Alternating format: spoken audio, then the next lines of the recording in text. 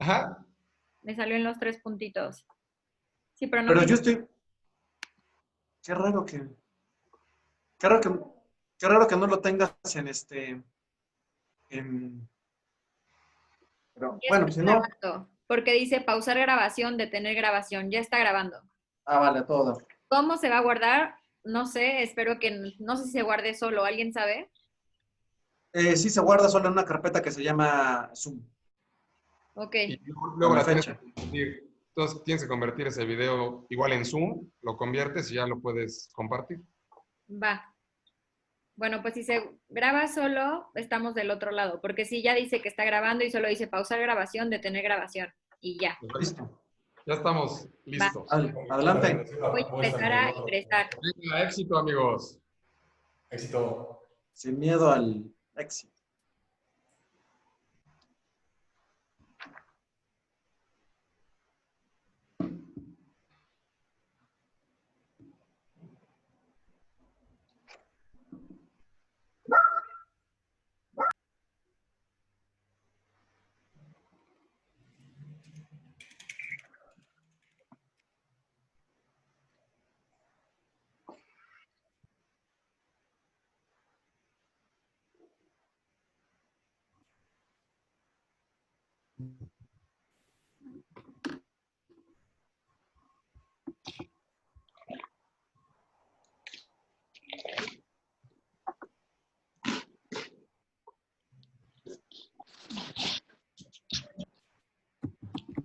Ya.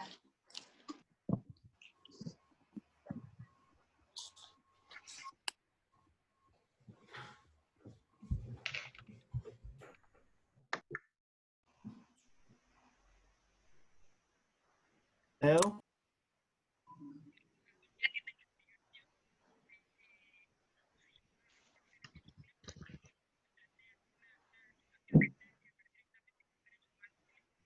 Exhaustividad, ¿no? No.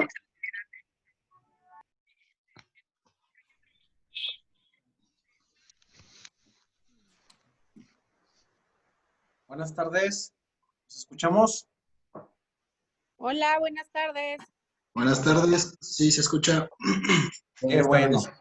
Bueno, pues a nombre propio y a nombre de mis compañeros panelistas, les extiendo la más cordial bienvenida a este primer webinar. Esperamos que de muchos. Esta vez lo hemos intitulado como el futuro del arrendamiento, con las implicaciones jurídicas y financieras que le circundan al mismo.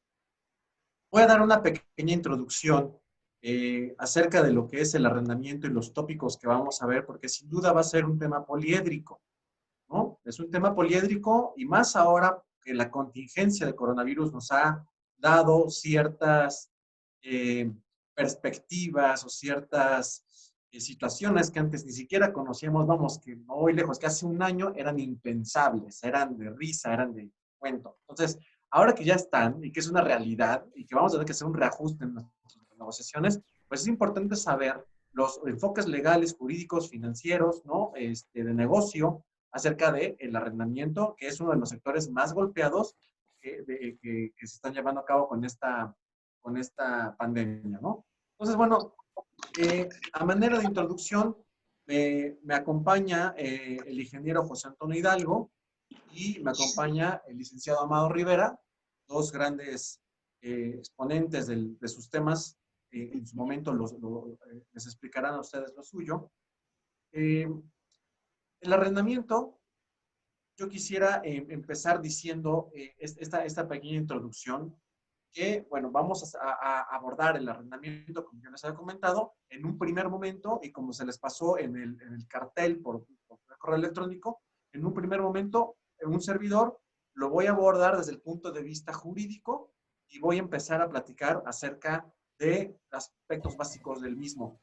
Yo estoy consciente que muchos de ustedes son abogados, muchos de ustedes abogados con maestrías, algunos son empresarios, pero bueno, para aquellos que no lo sepan, me gustaría ir como creciendo, ¿no? De lo básico a lo más complicado. Entonces, Anilu, ¿me ayudas, por favor? Los controles, va a estar Anilu Casal, a ver si le pido, por favor, que me ponga ya la primera diapositiva,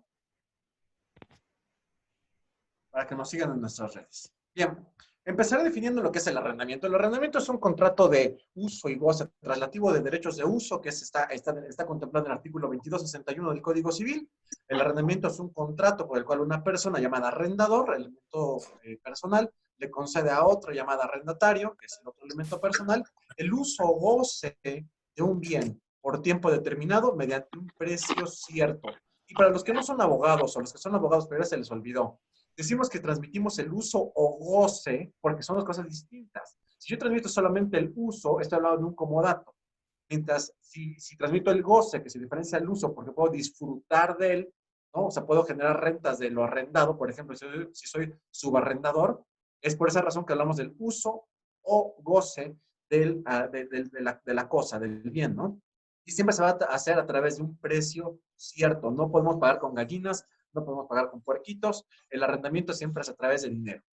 Ahora, el 2269 de ese mismo capítulo del Código Civil nos dice que el arrendamiento debe otorgarse por escrito. Esto es muy importante y mis colegas abogados que veo que están inscritos, que están aquí en línea, no me dejarán mentir. El arrendamiento es un contrato de los que se llaman consensual con oposición a formal, lo cual significa, y lo dice la ley taxativamente en el 2269, que es un contrato que debe otorgarse por escrito. Es más, el 2269 va tan lejos como lo siguiente. Dice, pero si el bien arrendado fuere rústico, por ejemplo, un rancho, y la renta anual pasare del importe equivalente a 500 UMAS, incluso tiene que hacerse en escritura pública. Y esto, insisto, mis colegas no me dejarán mentir, en los juzgados están atiborrados de acciones pro forma de contratos verbales de arrendamiento, lo cual en el 99,9% de los casos son embustes. Por eso, ahora que se estaba sonando la nueva ley esta de la mal llamada ley contra la propiedad privada en la Ciudad de México, yo no la criticaba, yo incluso la aplaudía, se imponía la obligación de hacer los arrendamientos por escrito, porque si no lo haces por escrito se volvían ineficaces. Eso en Puebla ya lo tenemos, en el 2269, como pueden ver en la diapositiva. Sin embargo, los tribunales siguen recibiendo acciones de otorgamiento por supuestos contratos verbales. Por favor, siguiente. ¿No? Ahora, hablando de este tipo de arrendamientos, retomando un poquito la diapositiva anterior. O sea, si yo te demando porque no me has pagado la renta o porque no me has pagado, ¿no? Vamos a poner la segunda hipótesis, porque ya se terminó tu contrato de arrendamiento y no obstante sigues poseyendo el inmueble. La acción que debo enderezar yo es una acción de desocupación por terminación de contrato de arrendamiento, ¿correcto? Pero como tenemos el huequito este que te acabo de explicar, de que está el arrendamiento verbal, entonces tú me puedes contrademandar, ¿no? Eso se llama reconvención. Me puedes contrademandar diciendo, no, lo que pasa es que Luis González me dijo, en frente a 20 testigos, todos paleros, evidentemente, falsísimos, Luis González me dijo que no, que sí me lo iba a dar otros 10 años más y hasta me iba a bajar la renta, ¿verdad? Testigo 1, ¿verdad? Testigo 50. Y entonces ahí es donde se empantanan los asuntos y cuesta mucho trabajo que prosperen ese tipo de acciones. No obstante ello, la ley nos dice en el 2318 la forma en la que puede terminarse el arrendamiento. Y voy a ser muy puntual en estos puntos, ¿no? Uno, por haberse cumplido el plazo fijado en el contrato o en la ley, ¿no? Plazo, que siempre se pone.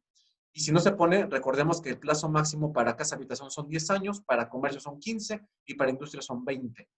¿Vale? No puedes arrendar eternamente. Dos, por nulidad, por ejemplo, que el contrato es nulo porque estoy arrendando lo que no es mío, no tengo derecho. Tres, ahí está mal, bueno, es 4, por rescisión. Rescisión, ¿cómo definimos rescisión? La rescisión es una terminación anticipada del contrato de arrendamiento en virtud de haber incurrido en una causal que venga o estipulada en las partes o contemplada en la ley. Si esa causal que venga o en la ley o estipulada en las partes se actualiza, entonces, por lo tanto, se actualiza una causal de rescisión. Entonces, así quiero recalcar una acotación. Toda rescisión es una terminación, pero no toda terminación es una rescisión de contrato de arrendamiento, para que hablemos claramente del mismo, ¿no? La siguiente causa por la terminación del arrendamiento es por confusión, gracias Nilu, ¿no? La siguiente, confusión es cuando se juntan arrendador y arrendatario en la misma persona, por ejemplo, que yo compro la casa que estoy arrendando. La siguiente es la pérdida o destrucción del bien arrendado debido a caso fortuito de fuerza mayor. Y aquí es donde quiero yo empezar a adentrar en el siguiente tema, porque El caso fortuito de fuerza mayor es lo que ahorita está de moda por el coronavirus y ahorita les voy a explicar por qué. Y por último, por expropiación del bien arrendado, porque evidentemente ya no va a haber objeto sobre el cual pueda hacerse el arrendamiento, ¿no? Siguiente, Anilú, por favor. Bien, empecemos en materia. ¿Qué es el caso fortuito y qué es la fuerza mayor? Estas definiciones vienen en una tesis que es la 20.03.142, que viene ahí en la diapositiva, lo pueden ver en la parte final. Caso fortuito y fuerza mayor no es lo mismo, aun cuando la gente lo dice indiscriminadamente, como cuando la gente dice daños y perjuicios, no es lo mismo tampoco, una cosa es daño y otra cosa es perjuicio, ¿no? Caso fortuito se refiere a la presentación de un suceso inesperado, sorpresivo, que se produce casualmente o que hubiera sido muy difícil prever en la medida que no se cuente con experiencias previas o consistentes de la probabilidad o riesgo que ocurra un siniestro. Mientras que fuerza mayor se traduce en la ocurrencia de un suceso inevitable, aunque previsible, o relativamente previsible, por ejemplo, un huracán o un terremoto de carácter extraordinario. Por lo tanto, la pandemia de coronavirus es un caso fortuito y así hay que darle el tratamiento de ley. Bien, entonces, siguiente, por favor. ¿Qué pasa si en el arrendamiento estamos frente a un caso de fortuito? Antes de empezar a explicar esta lámina que tenemos en la pantalla del 2296, ¿no? Quiero otra vez hacer la acotación que hay tres tipos de arrendamiento: para casa, habitación, para comercio y para industria. Punto. Bien. Ya que tenemos esos tres escenarios, ahora sí vamos a leer el 2296. Dice, si por caso fortuito o de fuerza mayor se impide al arrendatario el uso del bien arrendado, se aplicarán las siguientes disposiciones. Ojo, si nosotros estamos arrendando un inmueble en un centro comercial, por ejemplo en Angelópolis, en Solesta, y ahorita desde que está la emergencia sanitaria no se para ni una mosca, no puede entrar nadie, entonces, ¿se me está impidiendo como arrendatario el uso del bien arrendado? Yo creo que sí. Yo creo que sí, e incluso me voy más lejos. Se está impidiendo el objeto para el cual fue creado el contrato. Y el objeto, al ser un elemento esencial del contrato y un elemento de existencia y de validez del acto jurídico, al no haber objeto, ergo, no puede haber contrato. Eso les comento hablando de comercio o industria, ¿no? Ahora bien, ¿qué pasa si mi renta es para casa-habitación? Bueno, pues evidentemente todos estamos metidos en nuestras casas ahora mismo y pues, por supuesto que estamos usando el bien arrendado. De hecho, lo usamos hasta más. Ahora bien, se da la hipótesis que te estoy comentando. Fracción primera, ¿qué pasa si se me impide el uso del bien arrendado? No se me va a causar renta mientras dure el impedimento si este es total. Entonces habremos que hacer el cómputo desde la emergencia sanitaria hasta que otra vez López-Gatell o el secretario de Salud o el presidente digan que ya se levanta. Dos, si solo parcialmente se impidiera el uso del bien, debe reducirse la pena a juicio de peritos como una acción quanti minoris, ¿no? Y la fracción tercera te dice que el impedimento parcial o total dura más de 6 meses, entonces podrá el arrendatario demandar la rescisión del contrato. Fíjate qué interesante. Por eso, en lo particular, no creo que la emergencia sanitaria dure más de 6 meses, porque los códigos de la República están homologados con esta hipótesis y lo más probable es que empiece la cascada de rescisiones contractuales en virtud del caso fortuito o la fuerza mayor que te acabo de explicar. Siguiente, por favor. Aunado a esto, y ustedes lo saben, los estudiantes de Derecho y los abogados que están conectados, ¿no? Cuando no cumples un contrato, estás obligado al pago de daños y perjuicios, ¿no? Entonces, en este caso, el contratante que no cumpla con las obligaciones creadas por el contrato, o no las cumplirá conforme a lo convenido, será responsable de los daños y perjuicios que le causa a la otra parte. Y la única forma que tienes para excluirte es que ese incumplimiento se deba a un caso fortuito o fuerza mayor. Bien, me voy a ir un poquito más rápido porque están mis colegas también esperando y aparte nos falta la ronda de preguntas y respuestas. Bien, esta es mi última lámina, ¿correcto? Ahora bien, yo les quiero explicar lo que es la cláusula rebus sixtantibus, o también llamada la teoría de la imprevisión. Brevemente, miren, nosotros en México tenemos un concepto jurídico que se llama el pacta sunt servanda, que significa que lo pactado obliga. Es decir, si yo hago un contrato contigo en los términos que sea, contrato que sea, estoy obligado a cumplir los términos y condiciones de ese contrato a la de fuerza, no hay otra. porque si no me puedes demandar el incumplimiento contractual o la rescisión más el pago de daños y perjuicios. Sin embargo, desde la Edad Media, y siguiendo la teoría de Planiol, de Ripper, de Colin Capitant, ¿no? Existe la teoría de la imprevisión o la cláusula rebus sic stantibus. Esa cláusula que estaba allá en las telarañas, en los baúles, ¿no? Ahorita acaba de revivir. ¿Por qué?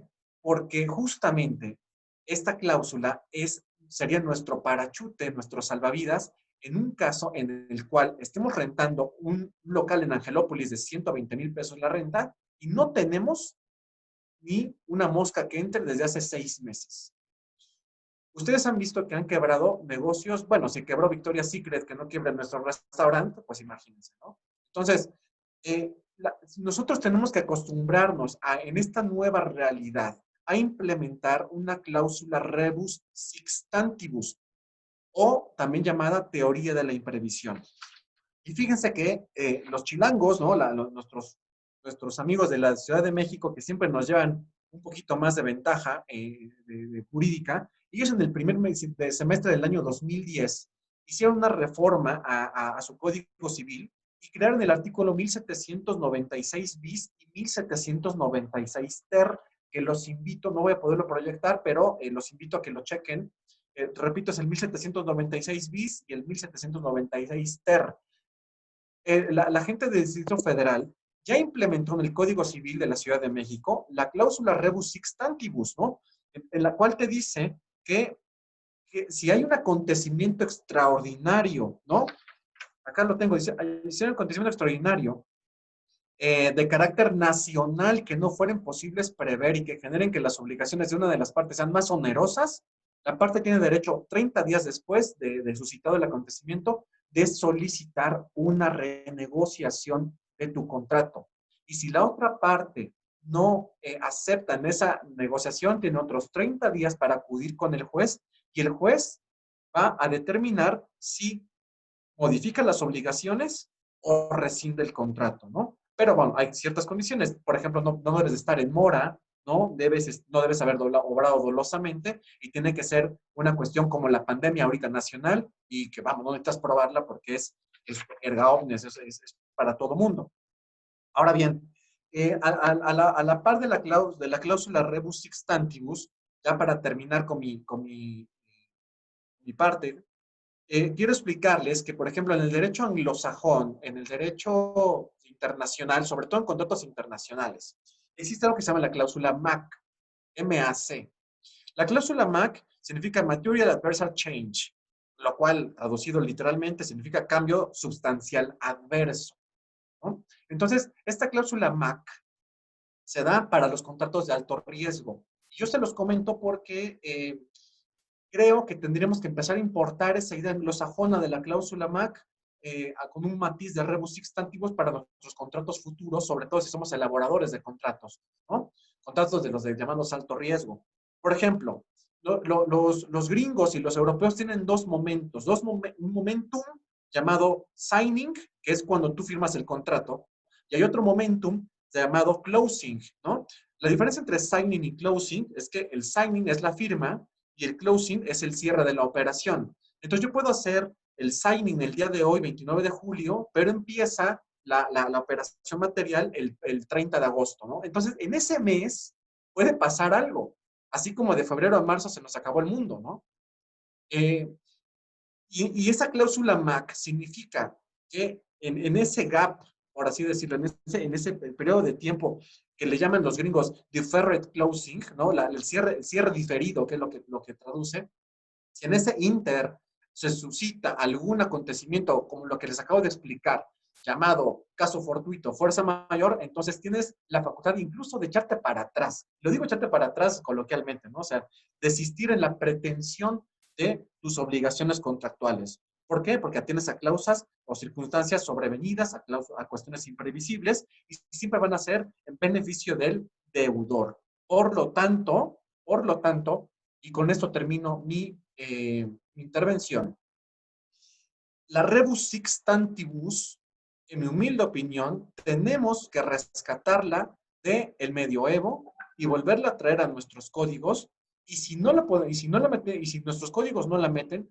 nosotros como expertos en derecho tenemos que insertárselas a nuestros contratos que elaboremos, sobre todo si son de alto riesgo, para que si llevamos al deudor, ¿no? Pueda, cuando se suscite el acontecimiento, decirnos, abogado, muchísimas gracias, porque usted me acaba de salvar cientos de miles de pesos, ¿no? Hasta ahorita, la rebus sic stantibus, la teoría de la imprevisión, está prohibida en el sistema jurídico mexicano. Hay una jurisprudencia que es la 186.972, les repito el número 186.972, que dice así: contratos, los legalmente celebrados deben ser fielmente cumplidos, no obstante que sobrevengan acontecimientos futuros e imprevisibles que pudieran alterar el cumplimiento de la obligación que de acuerdo a las condiciones que privaban al concertarse aquella. Por lo tanto, no hay cláusula rebus sic stantibus. La tenemos que hacer nosotros y hay que aprenderla a hacer como la hacen los gringos con la cláusula MAC. Por mi parte es todo por el momento. Nos vemos al rato en la ronda de preguntas y respuestas. Los dejo en las inmejorables manos del ingeniero José Antonio Hidalgo. Muchas gracias.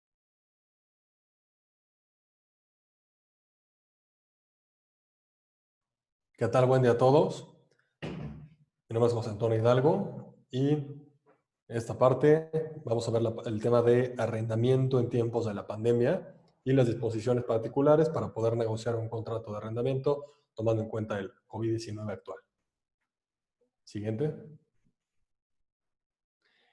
Vamos a revisar cuáles son los puntos a considerar para una negociación de un contrato de arrendamiento. ¿Qué platicaremos? ¿Qué vamos a ver en este espacio de 15 minutos? Vamos a ver el enfoque adecuado, primero que nada, para iniciar una negociación, ya sea con nuestro arrendador o con nuestro arrendatario. Definir qué es un buen inquilino, porque mucho se ha hablado sobre si tu inquilino es bueno, ok, negocia. Si tu inquilino no es bueno, ok, pero ¿qué es exactamente lo que define o cuáles son las características de un buen inquilino? Ahorita lo vamos a definir. Tercer punto, si vale la pena negociar o en qué momento es mejor cambiar de inquilino. Luego, los costos a tomar en cuenta en un cambio. Todo cambio genera costos y más vale que lo tengamos nosotros previsto desde el inicio para que ustedes a sus clientes o a la persona que usted le renten o como sea, puedan tener eso considerado desde el inicio, puedan tener bien las bases de una buena negociación. Y al final, la pregunta del millón, que mucha gente nos ha estado preguntando después de la iniciativa de ley que presentó Morena en la Ciudad de México, ¿sigue siendo negocio arrendar? Lo vamos a ver ahorita al final. Entonces, adelante. Para empezar, antes de iniciar una negociación de un contrato de arrendamiento, es importante tener la posición mental correcta. No es nada más llegar y pedir y a ver que los dos nos despegamos a ver qué le puedo sacar a la otra parte. No. Los enfoques que veo acá que a mí me gustan mucho antes de iniciar una negociación, esta primera frase es de Alejandro Hernández, que mencionó: negociar es descubrir lo que realmente desea la otra parte y mostrarle la manera de conseguirlo, mientras que usted consigue lo que desea. Entonces, muy buena frase de inicio para ver que los dos podamos llegar a algo que nos beneficie. Y segundo, también es muy importante esta frase: mi padre decía que no había que quedarse con todo el dinero en los tratos, porque si uno se hacía con la reputación de quedarse siempre con todo el dinero, después ya no habría más tratos. Esta frase la dijo Jean-Paul Getty, uno de los hombres más ricos del mundo, empresario de un imperio petrolero. Entonces, algo de razón había de tener el señor. Entonces, tomando en cuenta este enfoque mental actual antes de iniciar a negociar, nos va a ayudar mucho para poder estar más abierto y ahora sí poder llegar a un mejor término de lo que teníamos, puede ser, pensado inicialmente. Siguiente. Ahora vamos a definir qué es un buen inquilino. Y ya esto nos va a ayudar a tener una idea de dónde estamos parados, cuáles son las características y poder tomar una mejor decisión. Y evitar algo de lo que nos podamos arrepentir después por haber tomado una decisión por impulso, por miedo, desconocimiento o por cualquier emoción. Siguiente. Entonces, ¿cuál es la definición o las características de un buen inquilino? Primero que nada, es puntual en sus pagos. Eso lo vamos a tener, lo primero nos va a brincar a la mente, ¿no? Nos paga puntual, perfecto, es buen inquilino. Ajá, Pero ¿qué tal si tiene 3 perros adentro que están por toda la casa, te destruyen el inmueble? Te puede pagar perfectamente, pero puede ser una persona que se lleva mal con los vecinos, te causa problemas, hace todo el tiempo fiestas escandalosas, no te cuida el inmueble, etcétera. Entonces, a lo que vamos con esto es tomar en cuenta que no únicamente es dinero la característica que hace a un buen inquilino, sino todo el conjunto de estos factores, y ya cada quien, tomando en cuenta todo el conjunto global de esos factores, ya determinará si quiere continuar o si prefiere mejor negociar salida. Segundo punto, que cuide el inmueble como si fuera suyo. Es muy importante muchas cláusulas. Aquí, por ejemplo, Luis Alberto nos apoya, el maestro, mucho con este tipo de cláusulas, todos nos vemos con él, para que el arrendador pueda incluso hacer visitas de vez en cuando al inmueble, por ejemplo, una vez al año, para poder revisar cuál es el estado y cómo se está cuidando esa propiedad. Muchas veces ponemos una cláusula en la cual no se permiten animales, por ejemplo, y a la hora de que vamos a revisar el inmueble o ver cómo está, vemos que tienen un perro muy grande, ¿no? Tienen un Rottweiler o tienen una cosa que no está permitida ahí, y eso puede ser un motivo para que nosotros veamos si va a estar bien cuidado nuestro inmueble o no, y ya podamos medir si queremos que seguir conservando a esa persona ahí o ya ver una salida. 3, que se lleve bien con los vecinos. También es importante para que no tengamos después llamadas de la caseta todo el tiempo, ¿no? Si es un fraccionamiento que se están realizando actividades escandalosas, etc. Y el último, que se quede años en el inmueble. Este punto es muy importante porque cada vez que nosotros hacemos un cambio de inquilino, tenemos que pasar de entrada, 1, un periodo sin ese pago de rentas. 2, le tenemos que invertir un monto, un periodo, una cantidad para la remodelación o dejar bien el inmueble para el mantenimiento, que también ya saben cómo trabajar con maestros, ¿no? Aquí en México. El maestro, el albañil, el pintor, todo eso, entonces puede ser un dolor de cabeza y nos puede retrasar a nosotros el rentarlo de nuevo. Y mientras más tiempo tengamos al inquilino ahí, entonces nuestra capitalización de renta se hace mejor porque ya no tenemos ni que pagar comisión a una inmobiliaria a la hora de hacer el cambio y todo eso. Hay que tomarlo en cuenta. Ahora, tomando en cuenta todo esto, ya nos hacemos una idea más clara de cuál es el perfil del ocupante actual que tenemos en la propiedad. Ya sabemos qué es lo que tenemos y tenemos una idea, una mejor idea si queremos conservarlo o negociar. Siguiente. Ahora, acá viene importante, ¿vale la pena negociar o es mejor cambiar de inquilino? Hay que tomar en cuenta lo siguiente. 1, ¿cuál es el tiempo que tenemos con ese arrendatario? ¿Cómo ha sido su comportamiento de pago? Y tomar en cuenta todas las características anteriores. Entonces, si vemos que es un buen inquilino, dices, oye, de verdad vale la pena mantenerlo acá, se le pudo haber complicado ahorita porque en su negocio está cerrado, como bien lo estábamos viendo actualmente, ¿no? No estás en condiciones de vender un clavo porque por ley no puedes abrir. Su sueldo se fue recortado a la mitad, o mucha gente gana un sueldo base más, la mayoría es por bonos o comisiones por metas, y obviamente ahorita pues hay muchos sectores que están afectados en esta parte, entonces puede que su ingreso se haya visto mermado fuertemente y uno ya puede tomar ahí en cuenta la decisión para saber, oye, igual y le puedo hacer un descuento un par de meses, ¿no? Si es un inmueble habitacional, si es un inmueble comercial, ahorita vamos a ver esa parte, pero hay que checar bien esa parte. Luego, destino del inmueble, no es lo mismo un inmueble de casa habitación que un inmueble comercial. Si es un inmueble comercial que está cerrado y no puede abrir, pues bueno, tenemos que tener una consideración mucho mayor, ¿no? O incluso hacer una condonación de rentas o hacer algún plan de pagos futuro con un descuento considerable para que se pueda levantar de nuevo ese negocio, ese inquilino, ¿no? Pero si es una casa habitación, la casa habitación, pues sí la puede ocupar. No hay ninguna ley que impida el uso o se disfrute de esa casa habitación. O sea que la persona puede, igual y no puede entrar a su local comercial, pero puede entrar a su casa habitación y lo puede usar, y ahora más tiempo todavía por la pandemia. Entonces, esa renta sí se debe pagar, pero tomamos en cuenta lo mismo de si el ingreso del inquilino se vio afectado, lo podemos comprobar, que nos envíe una carta de parte de su trabajo. Hay varias formas para ver que efectivamente se haya visto afectado en eso, y si es buen inquilino ya podemos ver la forma de cómo negociarlo y que sea bueno para ambas partes. Luego, bien importante, ahorita, revisar la renta actual de ese inmueble en particular en comparación con el valor de mercado actual de otros inmuebles similares.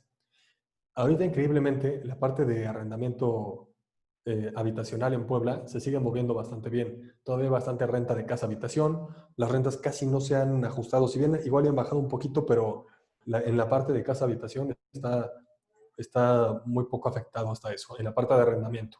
Pero es una historia completamente diferente para un local comercial, ¿no? Un inmueble que es con destino comercial o todavía más allá con destino industrial. Una bodega, una nave industrial que se renta en 150,000 pesos al mes, por ejemplo, y ahorita no tiene clientes o la cadena de suministro está rota, se la rentamos a una fábrica, pero la fábrica pues no puede ni traer el hilo o el poliéster que usa de China, vaya, diferentes cosas que pasan en los insumos, que han roto ahorita las cadenas de suministro, entonces no nos puede pagar y decimos, ok, no, ¿sabes qué? Ya me debe 3 rentas, 150,000 al mes, ya son 450,000, mejor ahí muere. Ok, tú lo piensas así ahorita, pero hay que ver que ese tipo de inmuebles ahorita abundan. Vaya, tú vas a la calle, incluso pasas por la Avenida Juárez aquí en Puebla, que es una avenida muy comercial para que nos esté viendo de fuera, y vas a ver letreros de se renta por todos lados, de inmuebles que en algún momento habrán sido casi imposibles de conseguir, ¿no? Vaya, un inmueble en una esquina comercial muy buena, vaya, difícilmente te haces eso, y actualmente hay esquinas disponibles. Entonces, si tenemos un inmueble de ese tipo y vemos los comparables hoy acá, se renta, ya se renta, se renta, se renta, ok, la nueva persona, el nuevo arrendatario, tiene mucha oferta de dónde elegir. Entonces, obviamente va a poder negociar un menor precio o puede, por el mismo precio que va a pagar con nosotros, puede elegir un inmueble que esté mejor ubicado, etcétera. Entonces, hay que tomar eso en cuenta antes de decirle adiós al inquilino actual y decir, oye, ¿sabes qué? Mejor me conviene, te hago un descuento, un diferimiento de pagos, etcétera, ¿no? Tanto en arrendamiento comercial como industrial. Hay que tomar en cuenta los comparables de mercado actualmente antes de tomar una decisión ahí. Siguiente. Ahora, ¿vale la pena negociar o es mejor cambiar de inquilino? Estos son algunos costos que hay que tomar en cuenta para el cambio. Hay que tomar en cuenta, uno, pregúntense a ustedes o a sus clientes, ¿estoy dispuesto a pasar semanas o incluso meses para encontrar otro inquilino bueno? Hay que tomar en cuenta que nunca se le renta nada más al primero que llega con el dinero, ¿no? En el arrendamiento tenemos que tener en cuenta muy bien, analizar cuál es el perfil de la persona que va a entrar, que efectivamente no lo utilice para ningún tipo de ilícito, como tenemos actualmente la ley de extinción de dominio. Recordemos que si por medio de esta ley, si tenemos alguna en nuestro inmueble que estamos rentando, se comete algún tipo de delito considerado sensible o de alto impacto, como por ejemplo robo de vehículos, secuestro, trata de blancas, etcétera, primero el gobierno procede a decomisar el inmueble y luego se puede expropiar. Entonces tenemos que tener mucho cuidado a quién la estamos rentando para que sea un buen inquilino, que nos pague bien y que esté segura nuestra inversión ahí. Segundo punto, revisar si vale la pena mejor hacer un ajuste temporal para mantener a ese inquilino en el inmueble. Dicen que ahorita, bueno, se puede hacer un descuento. Ahorita nos tocó como en las pirinolas, ¿no? En esta pandemia. Dice, pone uno, pone dos, ponemos todos. A todos nos tocó poner algo en esta pandemia. Entonces, ok, se puede hacer un descuento de renta o lo que nosotros queramos negociar ahí con la persona que está ocupando el inmueble. Y tres, bien importante, y mucha gente no lo tiene en cuenta y se va a la guerra así de bruces y quiere sacar al inquilino, quiere pelear con el arrendador, pero no se ha dado cuenta siquiera en qué terreno estás parado, cómo está tu contrato. El contrato que tienes, vaya, bajo qué lineamientos jurídicos está sujeto. ¿Tienes bien hecho un contrato? ¿Vas a negociar con un inquilino? Ok, ¿cómo está tu contrato? ¿Cuáles son las cláusulas que tienes? ¿Tienes alguna garantía? ¿O simplemente puede que lo ahorques ahorita, van a pasar varios meses que no va a poder pagar, no porque no quiera, sino porque de verdad no puede, y al final lo forces a salirse, pero no te va a poder pagar y no hay ninguna garantía, ¿no? Entonces hay que revisar, muy importante antes de iniciar cualquier negociación, con su abogado de cabecera, ¿ves? Revisar bien cuáles son las garantías, sobre qué terreno estamos parados, para poder negociar ya con algo más firme en la mano y ya poder saber qué podemos hacer. Siguiente. Costos a tomar en cuenta en un cambio. Hay que tomar en cuenta y revisar bien lo que comentamos. Si la persona es cuidadosa con el inmueble, en qué estado lo voy a recibir. Si bien es cierto que en un inmueble comercial o industrial no importa tanto, tú lo puedes entregar a un local comercial, incluso sin piso, nada más 4 paredes y un techo, y la marca que va a entrar muchas veces le pone el piso que corresponde con su marca, remodelan a sus colores y todo, ahí no hay problema. En algo industrial, de igual manera, nada más te piden que las lámparas vayan, algo sencillo, no importa la parte estética tanto, que esté funcional, pero en un inmueble habitacional, ahí sí importa para que la siguiente persona que lo vaya a visitar se quede lo más rápido posible, tiene que estar ya todo pintado de primera para que listo, para que el inquilino llegue y cuelgue su ropa, ¿no? Ese nuevo interesado. Entonces, hay que revisar en qué estado vamos a recibir el inmueble y tomar en cuenta que vamos a tener que invertir un costo de mantenimiento para que sea atractivo a las nuevas personas que lleguen.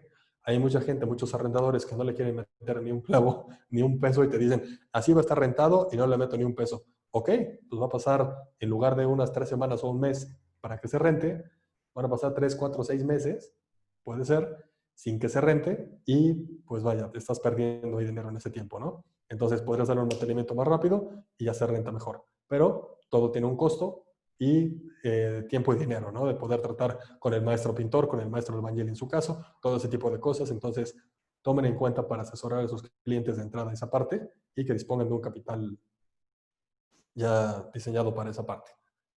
Siguiente. No es lo mismo que tenemos un ejemplo, una imagen, rentar esto, llegar un nuevo prospecto de arrendatario y que vea, oye, qué bonito está todo. Sí, ya me vi aquí pasando mis cosas y aquí leyendo con mi esposa, padrísimo, a rentar una cosa que dices, ¿qué es esto, no? Entonces, siguiente. Tomar en cuenta a la hora de hacer el cambio que el depósito nunca debe correr como un mes de renta. ¿Cuándo es nunca? Nunca. Mucha gente dice, ok, perfecto, me voy a salir, o quiere negociar con nosotros, me voy a salir, ya te tomas un mes de renta, ¿no? Que corra el mes de depósito, que corra. No, señores, jamás corre el mes de depósito, como mes de arrendamiento. Eso es en garantía para poder reparar el inmueble y dejarlo en buen estado como cuando entró, y ya se devuelve al final el remanente si lo hubiere. Esa parte, esa cláusula, tienen que redactarla muy bien y tiene que estar muy bien puesta para que no haya confusiones al inicio, porque a todo el mundo le gusta recibir un inmueble en perfecto estado, pero a la hora de salir lo puede dejar con, vaya, el deterioro normal de la propiedad, pero ahora sí regrésame mi depósito completo, ¿no? No, vaya, se tiene que utilizar para esa parte. Hay que revisar muy bien nuestro contrato. Siguiente. Y la pregunta que nos han hecho mucho actualmente, ¿no? ¿Sigue siendo un negocio arrendar?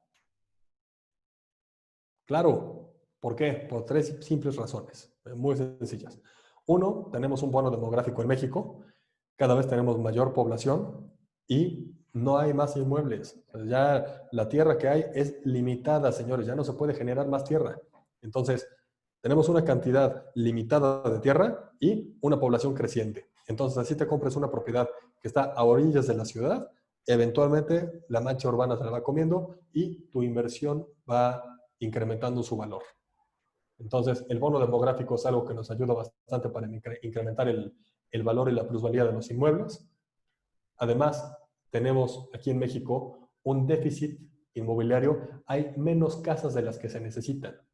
Entonces, también uno de los motivos principales por los cuales se echó para atrás la iniciativa de ley era de que iba a desincentivar a los arrendadores a dar sus inmuebles para ayudar con ese déficit de vivienda. Entonces, ¿a dónde van a meter a tanta gente si no se puede construir más? Estamos atrasados en construcción y se requiere vivienda, ¿no? Entonces, esa parte es un plus. 2, la plusvalía que nos genera este mismo pasar de los años. Y 3, en caso de que lo usemos para rentarse, el flujo de dinero que además de la plusvalía que nos genera, también nos brinda el inmueble. Ya está. Y terminamos la participación con 2 frases que ilustran muy bien el tema de los bienes raíces, de 2 grandes personas. Uno, Donald Trump, empresario de bienes raíces americano, actual presidente. Una cosa es la boca que tenga el señor a la hora de hablar temas políticos, pero en tema de bienes raíces, vaya, de verdad, ha tenido mucha razón y ha sido muy exitoso el señor. Y dice, es tangible, es sólido, es hermoso, es artístico. Desde mi punto de vista, amo los bienes raíces. Donald Trump. Y otra frase de Mark Twain, que dice, compra tierra, ya no están haciendo más de ella, ya no se puede generar más. Entonces, compren e inviertan. Decía un empresario aquí poblano, decía, acuérdense, tierra hasta en las uñas. Entonces, es muy bueno poder invertir en ese tipo de inmuebles. La desventaja, si hay que tener un monto ahí considerado, no es para comprarlo hoy y venderlo mañana, es una inversión a largo plazo. Y teniéndose en cuenta, adelante. Se puede generar muy buen patrimonio. Muchas gracias y quedamos a sus órdenes por lo que necesitan. Hola, ¿qué tal? Yo soy Amado Rivera, director de Mediva Capital. Nosotros vamos a hablar Hoy vamos a abordar dos áreas importantes del arrendamiento. El arrendamiento como vehículo de creación patrimonial.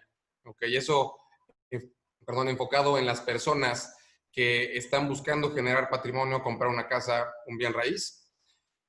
Vamos a arrancar por esa parte. Y el número 2 va a ser para todos esos inversionistas, empresarios que están buscando diversificarse y que hoy por hoy ven los bienes raíces como probablemente el único vehículo de largo plazo que les puede garantizar un flujo de efectivo mensual y que los puede rentabilizar e incrementar su patrimonio. Vamos a brindarles ciertas opciones y vamos a ver que efectivamente el rentar es un buen negocio, pero existen otros mecanismos que son o tienen beneficios bastante interesantes y que pueden estar a veces por encima de lo que nos da el arrendamiento en inmuebles. La siguiente, por favor. Bueno, primero, como contexto, el promedio de ingreso en México es de 13,000 pesos mensuales. Estamos hablando que para una persona que quiere hoy comprar un bien inmueble, supongamos que el promedio de casas o de departamentos en Puebla está en alrededor de 1,5 millones de pesos el costo de ese departamento casa, pues la persona, si quisiera comprar esa casa, necesitaría dar primero que nada un anticipo de 500,000 pesos y después pedir un crédito hipotecario. El crédito hipotecario, por cada 1,000,000 de pesos, más o menos pagarás 12,000 pesos mensuales por 15 años. Ahí vemos la primera problemática en la generación de patrimonio. ¿Por qué? Porque tu flujo mensual prácticamente se ve comprometido. Si ganas 25,000 pesos mensuales, de todas maneras, tienes ahí una problemática real, aparte de que está regulado que solamente pueden prestarte el 30% en un crédito hipotecario respecto a tus ingresos. Entonces, digamos que por ahí también estás limitado, ¿no? Entonces, pues vamos a hablar en tema del arrendamiento, porque es un buen vehículo para generar patrimonio. Hoy en día, bien hablaba Antonio de la parte de cómo están bajando las rentas en las partes comerciales, donde puedes renegociar, puedes ver la manera en encontrar una mejor renta. También está pasando en la parte residencial, donde podemos encontrar departamentos y casas a precios accesibles. Supongamos que esta casa de 1,400,000, ahorita vamos a ver en la siguiente lámina más o menos en cuánto la pueden estar rentando, que es alrededor de el 0.06% del valor comercial de la propiedad. Es decir, más o menos por ese 1,400,000 como máximo vas a estar pagando esos 12,000, pero por 2 millones de pesos más o menos vas a estar pagando alrededor de 12,000 pesos, ¿no? Si es de 1,400,000, pues estarás alrededor de los 8,000 pesos. ¿Qué quiere decir esto? Que tienes 4,000 pesos más de flujo mensual para hacer una inversión, un ahorro que te permita en un futuro ir acumulando ese capital para dar un enganche más interesante y de esa manera financiarte pues en menor medida y que te permita hacerte de un patrimonio, es decir, armas un proyecto, supongamos a 10 años, donde con estos 4,000 pesos, si los vamos sumando durante el año, habrás ahorrado 48,000, en 10 habrás ahorrado 480 y bueno, ya tienes por lo menos una parte importante de lo que necesitas para poderte hacer una propiedad. Obviamente si es en un producto financiero, pues más los intereses.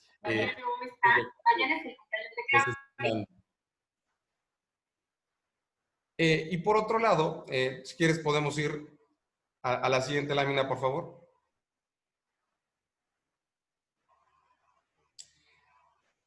En tema del ratio de capitalización, o hablando para empresarios que están buscando invertir, y con la pregunta que cerró Antonio de si es buen negocio el tema de arrendar propiedades en México, la realidad es que sí lo es, pero no es el único y creo que hay ciertas implicaciones, como él las decía. Vamos a hablar también de los riesgos que existen en rentar una casa o rentar un departamento o algún bien inmueble. Tengo primero que nada que considerar lo que él comenta, el tema de mantenimiento. Tenemos que considerar también los gastos contractuales y de abogados. Tenemos que que considerar también que si yo vivo de las rentas, en algún punto, por ejemplo, en esta situación yo tengo un cliente que vivía de las rentas y hoy por hoy su flujo se está viendo cortado o limitado porque depende pues al 100% de este ingreso. Y bueno, se han atrasado debido a esta situación de la pandemia en cuanto al pago de rentas. Si dejamos nuestro flujo mensual o nuestra subsistencia en manos solamente de un área del sector que puede ser el inmobiliario y no tenemos otros productos o otras áreas de diversificación que nos garanticen un flujo mensual, nos podemos ver afectados. Otro punto también es el tema de plusvalía. La plusvalía evidentemente es una característica de los bienes raíces, van incrementando su valor con el tiempo, pero también hay que considerar que la plusvalía va migrando de lugares. Por ejemplo, no es lo mismo la plusvalía que está teniendo Lomas de Angelópolis hoy que hace 10 años. No es lo mismo la plusvalía que está teniendo en La Calera o la zona de La Calera, Lomas del Mármol, etcétera, hace 10 años que hoy por hoy, ¿no? Es decir, va cambiando los lugares donde la plusvalía se va gestando, se va incrementando. Entonces hay que considerar eso, de plazo en plazo va a ir modificándose el área de plusvalía en la ciudad o el área donde podemos rentabilizar más nuestras inversiones inmobiliarias. Lo que tenemos que considerar es el ratio de capitalización. ¿Qué es el ratio de capitalización o el CAP? Es precisamente el ratio que nos expresa la rentabilidad que tiene la inversión que estamos haciendo en un bien inmueble. Es decir, si yo le meto 2 millones de pesos de inversión en una casa o en un departamento, yo necesito saber en cuánto lo puedo rentar para saber en cuánto tiempo podría yo recuperar mi inversión. En este caso, hicimos un ejemplo, por ejemplo, con una casa de 2 millones de pesos, más o menos estamos hablando que lo vamos a poder estar rentando entre el 0.05 y el 0.06% del valor de la propiedad de estos 2 millones. Estaríamos hablando más o menos de 12,000 pesos, que era lo que comentábamos. Eso también le tengo que restar impuestos que se lleguen a generar. ¿Por qué? Porque se vuelve ingreso también. Hay que tributar también esa parte del ingreso por renta. Entonces tenemos que disminuir esa renta que estamos recibiendo de lo que tengo que pagarle también al SAT. Si es que no tengo una estrategia consolidada, supongamos que pagamos el 20% sobre lo que estamos rentando, entonces de esos 12,000, pues le tengo que restar 2,400 pesos y ese sería mi ingreso, ¿no? Entonces, por ahí también tienes otro punto a considerar, ¿no? Y otro punto importante es que la casa y el departamento al momento de realizar una inversión no tiene manera de deducir esa inversión como persona física, a menos que tengas ahí ciertas estrategias, pero realmente, digamos, hablando de manera general, es complejo el deducir la inversión en una casa o departamento. Entonces, no es una mala inversión, pero el CAP en México y sobre todo en Puebla está muy castigado. De lo que yo invierto a lo que yo recupero, existe cierto castigo, además de que también tengo que estar pagando mantenimiento en el tiempo para poder volverlo a rentar. Otro punto importante es que al momento de generar la renta es difícil establecer una renta inflacionada. Por la razón que estamos viviendo hoy en día hay una oferta importante y es hasta cierto punto fácil movernos de un departamento a una casa, de una casa a un departamento, buscando el mejor precio año con año. Entonces, por ahí también tenemos otro tema a considerar. Y existen ciertas alternativas donde, sobre todo gente entre 40 y 55 años, pueden rentabilizar su inversión de una manera súper interesante a través de planes privados de pensión o planes personales de retiro con empresas del sector financiero privado.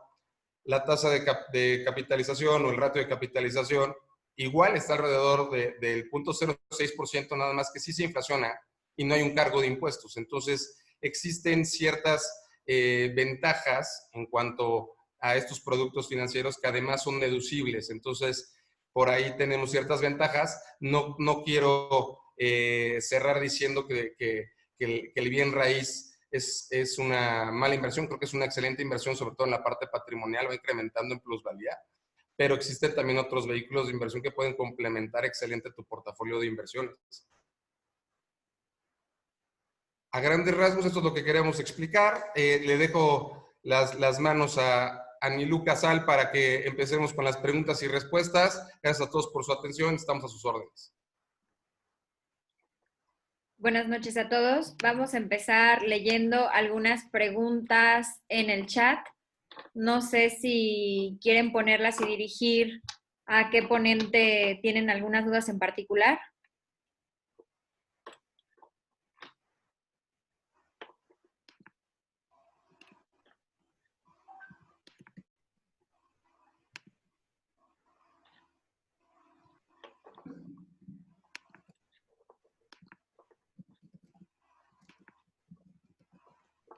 Sin miedo, vaya.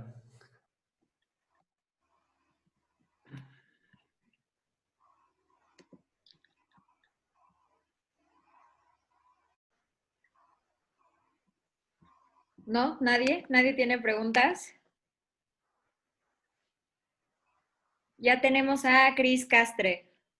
Hola, para el abogado Luis. Sí, claro, Cris, te sigo leyendo. Bueno, voy a empezar con Joaquín Carrón, que fue el que puso para el maestro Luis González. La jurisprudencia de la tercera sala señala que está prohibido la cláusula rebus sic stantibus en caso de incumplimiento, pero habría futuro si se demanda en un estado diferente a la Ciudad de México e invoca la imprevisión por caso fortuito o fuerza mayor si la prestación solo se hace más onerosa o cambia el motivo determinante, dado que en estos casos esa jurisprudencia es inaplicable.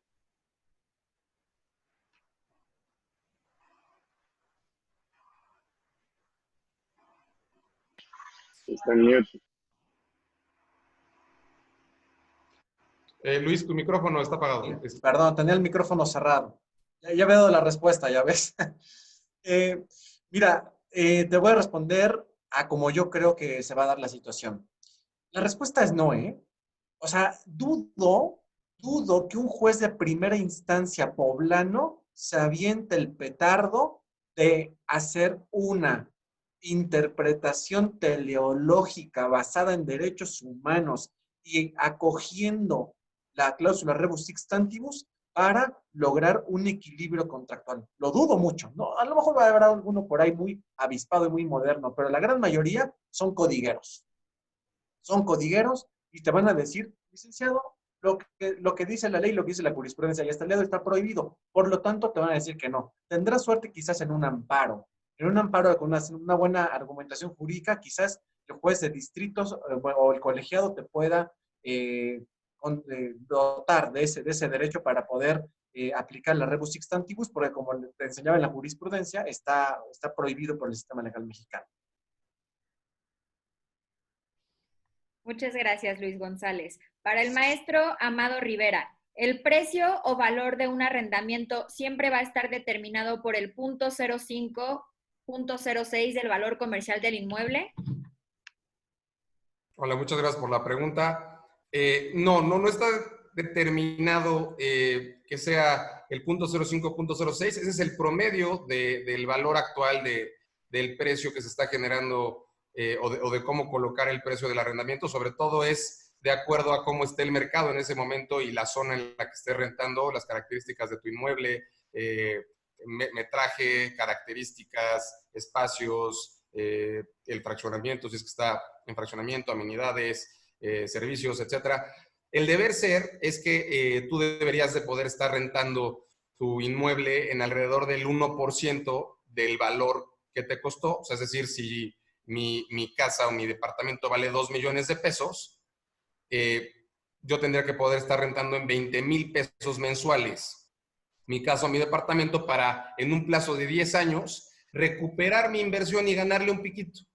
En eso más o menos debería de estar. El problema es que hay tanta oferta en Puebla que se castiga el precio o el precio de mercado del arrendamiento, y por eso es que está oscilando entre el 0.05 y 0.06.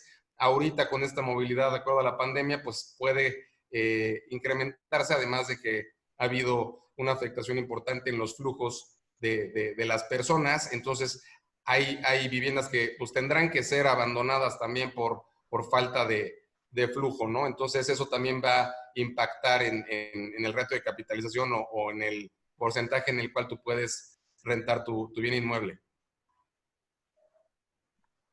Muchas gracias. Pregunta Yair para el maestro Luis Alberto. Tiene una duda. Si yo como arrendador me veo afectado por una iniciativa de ley parecida a la de la Ciudad de México, ¿podrían pararme? Claro, tú te puedes amparar contra el primer acto de aplicación de una ley, que puede ser estatal o federal. Si, bueno, no entiendo muy bien tu pregunta, pero si una ley que es similar a la de Ciudad de México, que es, por ejemplo, que se aplicara aquí en Puebla o que se iniciara por el Congreso Poblano, por supuesto que podrías ampararte. Lo que acuérdate que tienes de acreditar es tu interés jurídico, ¿no? Y tendrías que atacar la inconstitucionalidad de la misma a través del primer acto de aplicación. Perfecto. Para el licenciado Amado Rivera, ¿cómo podemos saber la determinación de la plusvalía en una determinada zona geográfica? Mira, la parte de plusvalía va a depender obviamente del precio comercial sobre todo de la tierra, ¿no? ¿Cuánto vale el metro cuadrado hoy? Eso es una investigación que puedes hacer en el registro público de la propiedad, saber más o menos en cuánto están los precios de acuerdo a las zonas en Puebla. Y también puedes darte cuenta de dónde son las zonas más rentables para invertir de acuerdo a los desarrollos que se estén generando hoy en día. Sobre todo, por ejemplo, hace 10 años tú podías darte cuenta que probablemente la zona de Lomas de Angelópolis podía llegar a ser rentable. ¿Por qué? Porque tenías pues a constructoras y desarrolladoras como es Grupo Proyecta inmiscuido directamente en ese proyecto, y sabías que la rentabilidad que vas a tener en tierra era importante. Hoy en día, lo que te digo, puedes ir investigando es precisamente ver cuáles son las empresas que están invirtiendo, dónde están invirtiendo, y hacer un estudio pues de mercado para saber exactamente cuál es el precio por metro cuadrado y dónde podría llegar a haber inversiones interesantes de grupos importantes para que tú puedas invertir por ahí y sacarle mayor plusvalía a tu dinero y a tu inversión. Muchas gracias. Para el maestro Luis González, es Pablo Delgado el que pregunta una cláusula de exclusión de responsabilidad del arrendador respecto del arrendatario sobre hechos ilícitos realizados en el bien arrendado es suficiente para salvaguardar el bien de un supuesto de extinción de dominio. Ah, qué buena pregunta. Buena pregunta, y para esta respuesta me gustaría que también el ingeniero José Antonio Hidalgo me ayudara a responderla, porque él como experto en AMPI, ¿no? Vio muchas situaciones de estas. Yo le voy a responder a Pablo con un ejemplo. A mi forma de ver, no, o sea, te blinda un poco, o te blinda el hecho de que pones esa cláusula de que yo no me hago responsable si tú vendes huachicol en la casa que te estoy dando para casa habitación, ¿no? Pero bueno, si la vendes, si vendes tú el huachicol o tienes una casa de seguridad o de trata de blancas, y se equipara a una cuestión ahí de delincuencia organizada, y se inicia la carpeta de investigación correspondiente y también, por lo tanto, el juicio civil de extinción de dominio, ¿no? Porque acuérdate que el juicio de extinción de dominio se puede iniciar en tratándose de delincuencia organizada, aun cuando no esté probado el delito. No va a ser suficiente esa cláusula para blindarte. Tendrá que ir adminiculada con dos cosas que yo les llamo como una varita mágica, que es el oro y el diamante para este tipo de situaciones. Escoge, o lo ratificas ante notario público, tu contrato, o enteras la renta al fisco. Porque si lo ratificas ante notario público, haces tu contrato como un contrato de fecha cierta, ¿vale? Y si tú enteras la renta al fisco, son documentos que hacen prueba plena, iuris et de jure, y por lo tanto no habrá forma de decir, no era un arrendamiento. Porque si no haces ninguna de esas dos, y solamente haces tu contratito privado con la cláusula que bien comenta Pablo, el fiscal, ¿no? Por ejemplo, el fiscal de la FISDAI, o de delitos de alto impacto, delincuencia organizada, te va a preguntar, ¿y cómo sé que este contrato no lo imprimiste en tu impresora ayer en la noche en tu despacho? ¿Qué le vas a decir? ¿Vale? Por lo tanto, yo creería que no tendría que ir adminiculado con cualquiera de las situaciones que te acabo de comentar. El ingeniero José Antonio Hidalgo seguramente tendrá alguna opinión al respecto. Así es, mi estimado Luis. De hecho, es bien importante al momento de que integremos una carpeta para el de nuevo arrendatario, de que integremos el expediente, revisar muy bien que nos compruebe que el ingreso con el cual va a pagar los recursos de la renta que va a destinar para el pago del arrendamiento sean de origen lícito. Entonces es muy importante. Hay gente que nada más pide, oye, ¿a qué te dedicas? Empleado, ¿no? Bajo protesta de decir verdad, que la persona es empleado y va a ocupar el inmueble únicamente para destino de casa-habitación. Ya con eso, pues, ya me libré. No, tienes tú que probar, tú como propietario, de la mayor, con la mayor evidencia posible a la hora de integrar el expediente de tu inquilino, que tú revisaste lo más posible, hiciste todo lo posible por arrendárselo a una persona que lo va a utilizar para un fin lícito. O sea, pedirle sus últimos 6 meses recomendamos de estados de cuenta, revisar cuáles son los conceptos de depósito que tiene ahí. Si nos dijo, ok, en la solicitud de arrendamiento, ¿no?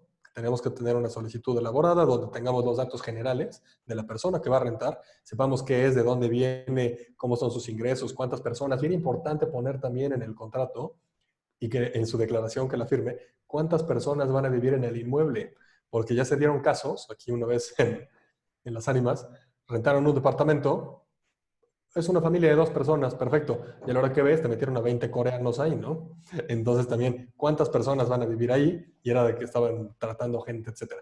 Entonces, bien importante a la hora de poner el expediente de quién le vas a rentar, eso, que los depósitos sí sean, si ves puros depósitos en efectivo, pues fijarte en su constancia de situación fiscal, ok, ahí viene y la puede descargar su contador de internet muy rápido en 5 minutos, cuáles son las actividades bajo las cuales está dado de alta ante el SAT. Y eso tú ya lo tienes comprobado. A ver, aquí está la carpeta de mi inquilino. Es empleado y además es comerciante. Es lo que está declarando. Revisamos su constancia de situación fiscal y vemos que está dando de alta desde hace 3 años como empleado. Perfecto. Y también como comerciante. Perfecto. Ok. Vemos los estados de cuenta y vemos que efectivamente el manejo que tiene de los montos y de los conceptos, pues obviamente son lícitos también, ¿no? Ahí eso te ayuda mucho para respaldar esa parte. Llamar a las referencias, llamar si tiene alguna referencia de algún previo arrendador, también es importante, que nos ayuda a saber más o menos cómo le fue en la feria al vecino, pero muy importante que podamos verificar que el origen del dinero de la renta sea lícito. Y no basta ver únicamente la carátula de los estados de cuenta, como muchas veces hacen. Ahí te van mis estados de cuenta, ves la pura carátula y 100,000 pesos de ingreso al mes, por ejemplo, ¿no? Ok, pero hay que ver todo el estado de cuenta para ver bajo qué concepto es. Igual y ni siquiera está dado de alta en el SAT hace 10 años, o sea, inactivo, puros depósitos en efectivo y dice, ok, a esta persona a qué se dedica, ¿no? Y nos dice que es empleado. Entonces, revisar muy bien esa parte para que en caso de que tengamos alguna controversia, como bien dice el maestro Luis Alberto, señor juez, yo aquí tengo mi contrato que está ratificado ante fe pública, que lo firmé hace 3 años, y el señor declaró que lo iba a utilizar para este destino, y además tomé todas las precauciones necesarias para evitar algún tema aquí ilícito, ¿no? Entonces, eso nos ayuda bastante. Muchas gracias. Otra pregunta para el ingeniero José Antonio Hidalgo y al maestro González Rosas. Pregunta Jesús Pérez. ¿Cada qué tiempo el arrendador puede cobrar depósito y o póliza jurídica? Y si se renueva cada que se firme el nuevo contrato con el arrendador. Les doy la palabra al ingeniero. Como acuerden las partes, si las partes, la póliza jurídica, lo que hacen, o sea, hay que tomar en cuenta que mucha gente dice, es un seguro, no es un seguro. Para que sea un seguro, tiene que estar dado de alta ante las instituciones y debido a la ley de seguros y fianzas, etc. Una póliza jurídica lo único que hace es decir, a ver, Juanito Pérez le va a rentar a María, estas son las condiciones, y me pagan a mí el despacho de abogados una cuota, digo, yo no soy abogado, ¿no? Pero digo, al despacho de abogados, cobro una cuota por respaldar al propietario en caso de que haya alguna controversia. Ya tiene una pagada, un fee por anticipado, digamos, para que yo pueda meter a mis abogados y iniciar el proceso de desalojo, el proceso jurídico necesario, ¿no? Entonces, primero que nada, para eso se tratan las pólizas jurídicas. Y el modelo de negocio que tienen es que cada año te lo actualizan de un porcentaje. ¿Cuánto cuesta una póliza jurídica? Un porcentaje dependiendo del monto de la renta, ¿no? Vaya, cada una te dice por una renta de 10,000 pesos, pueden ser 6,000 pesos, 5,000, vaya, varían, hay que checar, pero es un porcentaje del monto de renta. Y el negocio de ellos es que cada año lo van actualizando y tiene una vigencia de por este año tú me pagas la cuota y yo te protejo. Oye, se va a vencer, ellos te hablan, te avisamos que ya se tiene que hacer la renovación del contrato de arrendamiento. ¿Gusta que lo manejemos nosotros? Sí, perfecto. Se vuelve a pagar esa cuota y está protegido. Si decimos no, yo me encargo. Ok, perfecto. Entonces ya, you are on your own. Ya vas tú a lo tuyo. Tú sabrás con qué abogado lo vas a manejar en caso de tener alguna controversia, ¿no? Y bien importante, y ya esta parte la podrá explicar más a detalle Luis, ¿cuál es la definición de un depósito? Mi querido amigo. Sí, gracias, Toño. Bueno, para ser muy concreto y poderle dar tiempo a las demás preguntas, te explico, Jesús. ¿Cada tiempo el arrendador puede cobrar depósito y póliza jurídica? Son dos preguntas en uno, te las respondo. El depósito lo se cobra solamente cada vez que se inicia el arrendamiento. Si tú vas, te arrenda por un año y luego hacemos un contrato por el siguiente año, el depósito tiene que hacerse solamente por el inicio de la vigencia. O sea, en teoría no tendrías que cobrar un depósito por cada vez que reinicias tu arrendamiento. Además, el depósito es obligación regresarlo porque es solamente para pagar daños y perjuicios siempre y cuando estos se generen. Dos, la póliza jurídica, como bien te comenta el ingeniero José Antonio, solamente sirve para que los abogados de la póliza jurídica te lleven gratis el juicio para el caso en el cual tu arrendatario no pague, pero no se comprometen a ganarlo y mucho menos se comprometen a cobrar las rentas. Es más, si quieres que te cobren las rentas, ahí tendrás que pagar un honorario aparte, ¿vale? Así es como funcionan las tres pólizas de arrendamiento que hay aquí en Puebla, ¿no? Espero que quede respondida la pregunta. Muchas gracias. Pregunta Cris Castre. Para el maestro González, ¿procede entonces o no el caso fortuito, en este caso para el inmueble comercial? Por supuesto. La respuesta es por supuesto. Y te voy a contar un caso, le voy a quitar los nombres porque son muy famosos, que estoy llevando justamente ahora. Son dos empresas. Uno es el equipo de fútbol de la ciudad. Ya con eso te digo todo. Si yo, por ejemplo, en el jersey de los Lobos WAP, ¿no? Soy la empresa esta AT&T, por ejemplo, ¿no? Y yo te voy a pagar la cantidad de $3 millones por temporada que soy sponsor, soy patrocinador, ¿no? Y de esos 3 millones te voy a pagar $500,000 por torneo, apertura, clausura 2020, etcétera. Y de repente el torneo, ¿cómo se llama? El que acaba de terminar, bueno, el que terminó, el clausura 2020, apertura, no sé cuál sea, el que se acabó en marzo y que iba a ganar Cruz Azul y la Cruz Azulió. Pues. ¿Qué harías tú si fueras el dueño de AT&T y tu contrato de comercio, el contrato de marketing que hiciste con el equipo de Lobos WAP, por ejemplo, que te iban a anunciar en el medio tiempo, en las vallas, las edecanes, en el jersey y todo eso, ya no se lleva a cabo porque hay pandemia? ¿Vas a pagarlo? Pues yo creo que no, porque el objeto para el cual fue hecho el contrato, y repito el objeto, hablando del objeto directo del contrato, indirecto de las obligaciones, el objeto para el cual fue hecho el contrato ya no puede llevarse a cabo por virtud de un caso fortuito. Entonces, si ese ejemplo lo traspolamos, ¿no?, a un arrendamiento liso y llano, y sobre todo me preguntas, Cris, que para un inmueble comercial, por supuesto que sí. De hecho, ahorita, en el mundo aquí de los arrendadores y arrendatarios, se está hablando de tarifa COVID. Es una cosa que se acaban de inventar ahorita la gente. Dame precio COVID, tarifa COVID, que es que tus rentas se reduzcan a la mitad o se cancelen. Pero eso es acuerdo de ambas partes. Si tu arrendador es un negrero, un maldito, que te dice, no, a mí me pagas entero aunque no vendas nada, pues entonces ya tendrás tu derecho a poder demandar lo que te había comentado del artículo 2296, me parece que es, ¿no? Para que puedas excluirte de la obligación de pago. Gracias. Perfecto. Para el ingeniero José Antonio Hidalgo, Respecto a lo que comentaban de investigar al inquilino, ¿se podrían introducir estos aspectos en el apartado de declaraciones y subsecuentemente adjuntar el expediente como anexos del contrato o no es necesario? O para Sí, los... sí lo recomendamos totalmente. Y si todo eso lo pueden poner ante fedatario público, miren, esta persona declara bajo protesta de decir verdad que es empleado y que su nómina es de esto. Y ese es el origen lícito del dinero con el cual va a pagar la renta. Pero además lo pones ante fedatario público, una ratificación de firmas no es cara, te viene saliendo aquí en Puebla alrededor de 3,500, alrededor de 3,000 pesos, 4,500 ya muy caro. Lo pueden dividir, la mitad del arrendador, la mitad de otra persona, y de verdad les va a dar mucha tranquilidad, porque ya todo va, en caso de, mientras todo sale bien, pues todo es maravilloso, ¿no? Pero cuando haya alguna controversia, eso nos, y más de un carácter tan fuerte, jurídicamente hablando, como es una extinción de dominio, que supone ahí ya una afectación de patrimonio, pues entonces vamos a dar gracias de tener toda la documentación completa y ratificada ante el fedatario público. Sí lo recomendamos totalmente.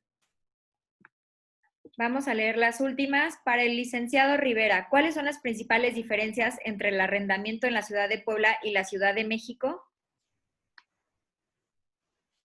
Hola, la diferencia existe precisamente en el reto de capitalización. La Ciudad de México hay áreas que ya cotizan en dólares, también existe obviamente un ingreso per cápita mayor que el de la Ciudad de Puebla, entonces evidentemente también hay una escasez en cuanto a tierra en la Ciudad de México, cosa que hace que la tierra evidentemente sea más cara y por ende obviamente el reto de capitalización, también dependiendo la zona, pero es mucho mayor que el de la ciudad de Puebla.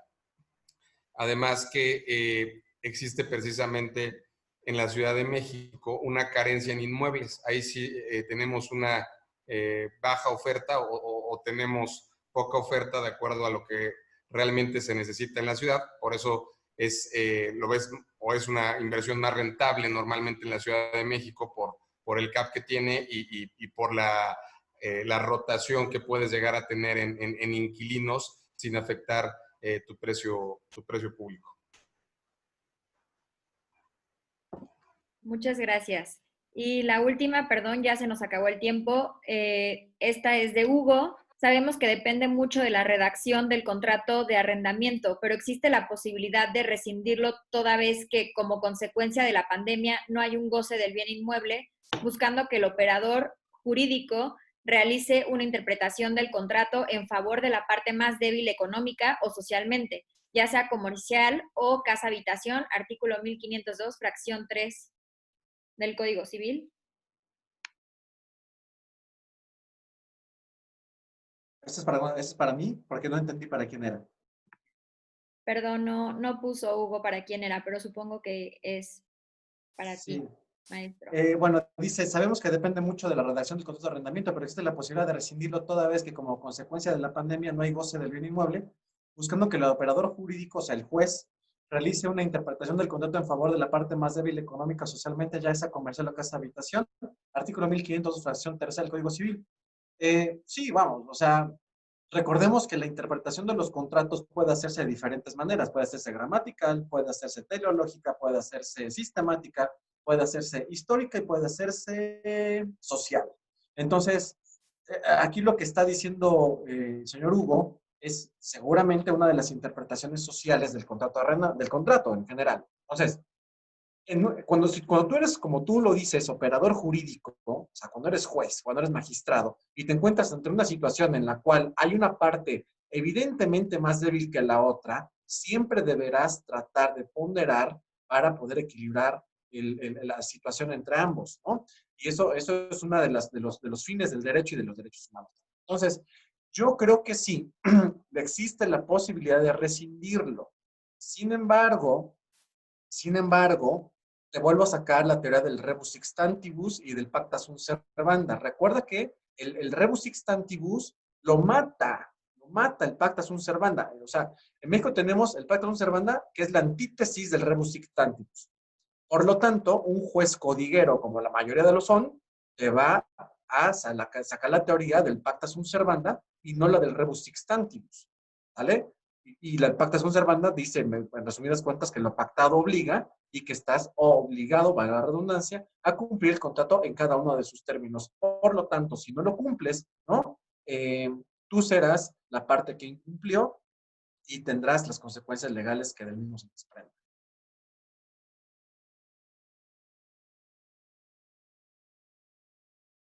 No sé, ¿se quedó claro? Sí, ¿verdad? Bueno, sí se escuchó.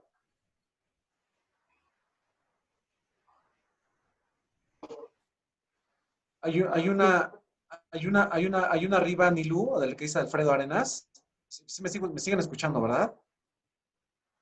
Fuerte, claro. Sí, sí, gracias.